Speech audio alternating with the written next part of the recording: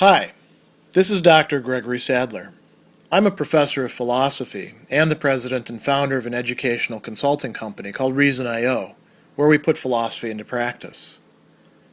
I've studied and taught philosophy for over 20 years, and I find that many people run into difficulties reading classic philosophical texts. Sometimes it's the way things are said or how the text is structured. But the concepts themselves are not always that complicated, and that's where I come in. To help students and lifelong learners, I've been producing longer lecture videos and posting them to YouTube. Many viewers say they find them useful. What you're currently watching is part of a new series of shorter videos, each of them focused on one core concept from an important philosophical text. I hope you find it useful as well. The second of David Hume's 4 essays that have the titles of, as he's going to call them, philosophical sects, meaning philosophical schools, is the Stoic, but it's subtitled, Or the Man of Action and Virtue. And as he said in the footnote to the first essay, he's not attempting to be very careful in exposition of the particularities of the actual Stoic school.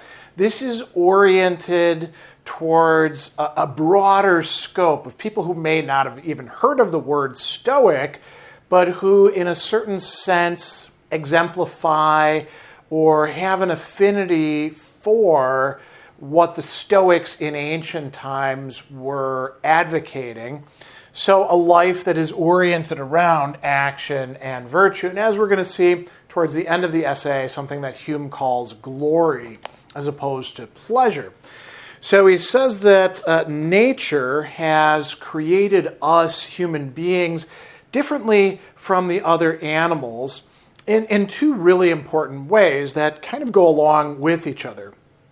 So he says that that nature has endowed human beings with a sublime celestial spirit and given man an affinity with superior beings. So she doesn't allow noble faculties to lie lethargic or idle, but urges him by necessity to employ on every emergence his utmost art and industry. How does nature motivate us? Well, he goes on and he says, brute creatures, meaning all the other animals, have many of their necessities supplied by nature, being clothed and armed by nature, right? And where their own industry is requisite, so think about bees or ants or beavers making dams, nature, by implanting instincts, still supplies them with the art and guides them to their good by unerring precepts. Is that the case for us? No, and in two really important ways. One is we don't actually have the full panoply of instincts. Now, we can develop things that are kind of like instinct through training and habit and education, and we're also, as far as bodies go, not quite so well equipped. We're naked. We might have some hair, but not enough to really get us through a cold winter. You look at our fingers, okay, we can have fingernails, but we don't have claws that we can rip with or teeth that we can really bite with. Although, don't get bit by a human because it's not good for you. Lots and lots of bacteria in the mouth, as we know. But by comparison to, say, house cats, we're not quite so well equipped, right? So we have to engage in art and industry. Fortunately, we have, as he's going to go on, intelligence which supplies all of our necessities. And so not only do we have this intelligence, which, we could just take it easy. Like he says, would, indolence under the false appearance of gratitude persuade you to rest contented with presents? Would you return to the raw herbage for thy food, to the open sky for your covering, and stones and clubs for defense against ravenous animals of the desert? No, that's not a good idea. And then he goes on and he says, nature not only gave us with intelligence that we can use with art and industry to develop things, but also raw materials.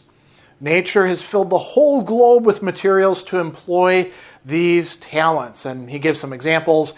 Behold this artisan who converts a rude and shapeless stone into a noble metal, molding that metal by cunning hands, creates as if it were by magic every weapon for his defense and every utensil for his convenience. He has not this skill from nature. Use and practice have taught it to him. And here Hume is going to have a short little excursion, we could say, before he gets to it again, talking about, okay, so if you can apply your art and industry to material things, what about your mind? Wouldn't that be good for you? You don't want to be slothful when it comes to developing the thing that is your intelligence, right? If nature has been generous and liberal, he says, know that she still expects industry and application on our part. The richest genius, like the most fertile soil, when uncultivated, shoots up into the rankest weeds, right? So we need to take our bearings from something. And he says the great end of human industry is the attainment of happiness. For this were arts invented, sciences cultivated, laws ordained, and societies modeled. He goes on and says, even the lonely savage forgets not for a moment this grand object of his being. He's just not as good at attaining it as us civilized people, meaning those who live in society. We're all looking for happiness. So how can we attain this? Here's where he goes on and says that as much as the wildest savage is inferior to the polished citizen who under the protection of laws enjoys every convenience which industry has invented, so much, so we're getting an analogy or a ratio here, so much is the citizen inferior to who? The man of virtue, the true philosopher, who does what? Governs his appetites, subdues his passion, and has learned from reason to set a just value in every pursuit and enjoyment. So this is an art or rule of life with precepts to direct us. And he goes on and says, can't we attain a particular pleasure, from this? And can we have the whole be regulated without reflection or intelligence by the blind guidance of appetite and instinct? No, we need to learn and discipline ourselves and be educated. We need to turn that art and industry on our very, whatever you want to call it, personality, soul, intellect, right? What it is that makes us distinctively human. And so he goes on and talks about, like many subordinate artists employed to form the several wheels and springs of a machine, such are those who excel in the particular arts of life. So they're the lower artists. But he is the master workman who puts these several parts together, moves them according to just harmony and proportion, and produces true felicity as the result of their conspiring order. And that's a possibility for all of us because we have our intellect. Now, he goes on and he answers an objection that somebody might have. This is a lot of work, He says, is labor and attention burdensome and intolerable? That's the wrong way to look at it, at least from the Stoic point of view. We actually get enjoyment from challenges, from overcoming obstacles, from things not being easy. And he's going to give an example that I don't think we can easily relate to quite as much in our contemporary society, but maybe some of you can. He talks about hunters who rise early in the morning and they go out to hunt animals whose flesh furnishes the most delicious fare and which offer themselves to the fatal stroke, right? And he says, laborious man disdains so easy a purchase. He seeks for a prey which hides itself from his search or flies from his pursuit or defends itself from his violence. And they get greater joy in doing this. And he says, can vigorous industry give pleasure to the pursuit, even of the most worthless prey, which frequently escapes our toils? Cannot the same industry render the cultivating of our mind, the moderating of our passions, the enlightenment of our reason a delightful sort of activity? Yes, that's the answer that he's seeking here. So, we shouldn't be just trying to take it easy. He says, in vain do you seek repose from beds of roses. In vain do you hope for enjoyment from the most delicious wines and fruits. Your indolence, meaning laziness, just taking it easy, itself becomes a fatigue. Your pleasure becomes a disgust. We need challenges in life. We need to exert our capacities, our possibilities of engaging in art and industry. And if we don't do that, we're not living a fully human life. He says, the mind unexercised finds every delight insipid and loathsome. Your nobler part is sensible of the invading poison and seeks to relieve its anxiety by new pleasures. So pleasure itself is not going to make us happy. There's another problem with pleasure. It makes us subject to what he's going to call fortune, which means sort of the randomness of life. So, maybe you discover that you really enjoy a certain kind of wine. Well, what happens if they stop making it? Now you're screwed. Now you don't get to enjoy that. But what if you focus on things that are more within the sphere of your control? Well, then fortune cannot affect you. He says, the instability of fortune is a consideration not to be overlooked or neglected. Happiness cannot possibly exist where there's no security, and security can have no place where fortune has any dominion. So you want, if you're wise, you want to have a life that is essentially up to what you put into it. So he talks about the sage looking down on human beings, the temple of wisdom on a rock above the rage of the fighting elements and inaccessible to all the malice of other human beings. And when you look down, you see the errors of mistaken mortals who blindly seek for the true path of life, pursuing riches, nobility, honor, or power for genuine felicity. The greater part, he sees, disappointed of their fond wishes. Some lament that once having possessed the object of their desires, it's taken from them by envious fortune. All complain that even though their own vows, though granted, cannot give them happiness or relieve the anxiety of their distracted mind. So, if you want to actually be happy, you need to rise above that. Now, here's where he brings up a really interesting question.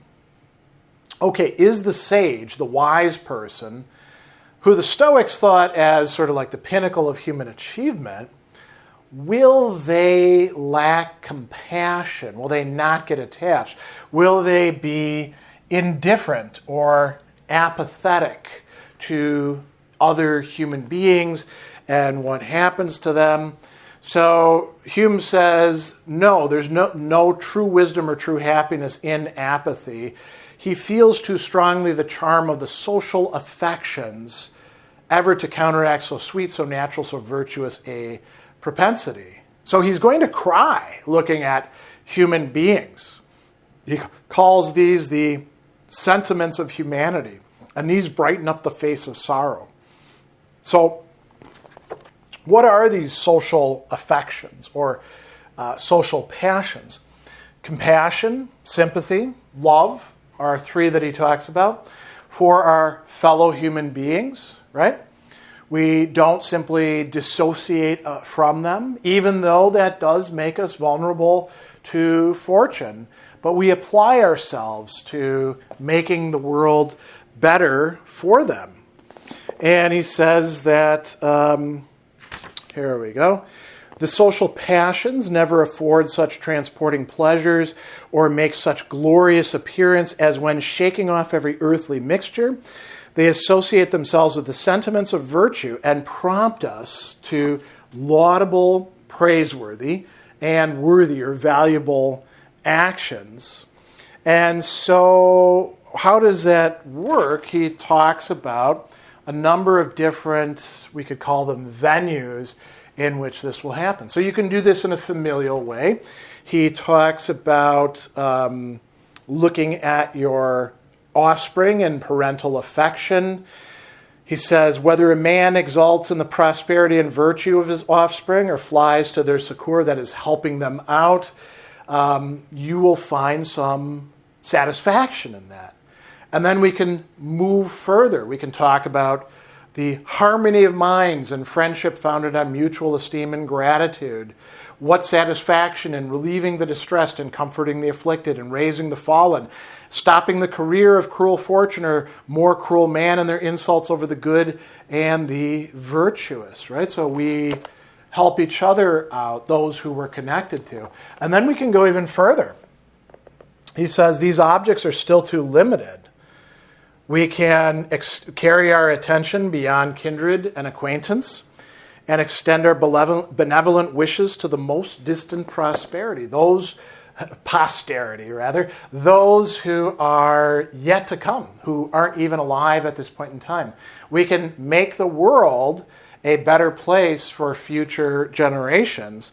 How do we do this? Hume says by viewing liberty and laws as the source of human happiness and devoting itself to their guardianship and protection. So he talks here about the true sage and patriot. They're united wherever we can distinguish human nature, elevate mortal man to a resemblance with the divinity, being like God. Benevolent, right? And then he's going to conclude with two other interesting reflections. What if somebody comes along and says, okay, I think I've got this. What's my reward for being virtuous? Now, Hume could have said, as somebody who's read the ancient Stoics, virtue is its own reward. That's actually what Seneca said in On the Happy Life. He's the one who came up with that phrase, as far as we know. Hume doesn't say that. He says the reward will be glory. Glory is the portion of virtue, the sweet reward of honorable toils, the triumphant crown which covers the thoughtful head of the disinterested patriot or the dusty brow of the victorious warrior. So he doesn't mean glory just in the sense of like being the big shot and everybody posting about you in social media, getting lots of likes. He means something more lasting, something genuinely valuable. And, he says, death itself loses its terrors when he considers its dominion extends only over a part of him, and that in spite of death and time, the rage of the elements, and the endless vicissitude of human affairs, he's assured of an immortal fame among the sons of men. Okay, so that's one important aspect, but he also raises another interesting point. So he's going to say, let's assume that there is a being who presides over the universe and who imposes order on the universe. Let speculative reasoners dispute how far this beneficent being extends his care, whether he prolongs our existence beyond the grave in order to bestow on virtue its just reward and render it fully triumphant. Okay, so speculative reason is the key idea there. That's the kind of reason that's going to follow things out to their end. We don't know that. Hume is actually a skeptic. And he's giving a little bit of lip service here, because he's next going to say, the man of morals, without deciding anything on so dubious a subject, is satisfied with the portion marked out to him by the supreme disposer of all things. He doesn't need to know whether there is a God who arranged the universe in such a way that there will be a reward for virtue either in this life or in the next life. It's enough to know that you're doing the right thing. He says, gratefully he accepts that farther reward prepared for him, but if disappointed, he thinks not virtue an empty name, but justly esteeming it its own reward. So see, we get that phrase there. He gratefully acknowledges the bounty of his Creator, who by calling him into existence afforded him an opportunity of once acquiring so invaluable a possession. So even if we're going to die, even if we're going to be forgotten, being virtuous, pursuing virtue is indeed valuable. So this is something that Hume is ascribing to the Stoic point of view. Again, not the historical Stoics, but sort of a broader conception of people of action and virtue, which is going to be quite, tied in with not just art and industry on your society or on material things, but working on yourself as well. So there are a lot of affinities between this and what the Stoics historically taught, who Hume knows quite well, but you could say it extends beyond just that particular school, and any one of us, if we see things this way, could be, from Hume's point of view, the Stoic.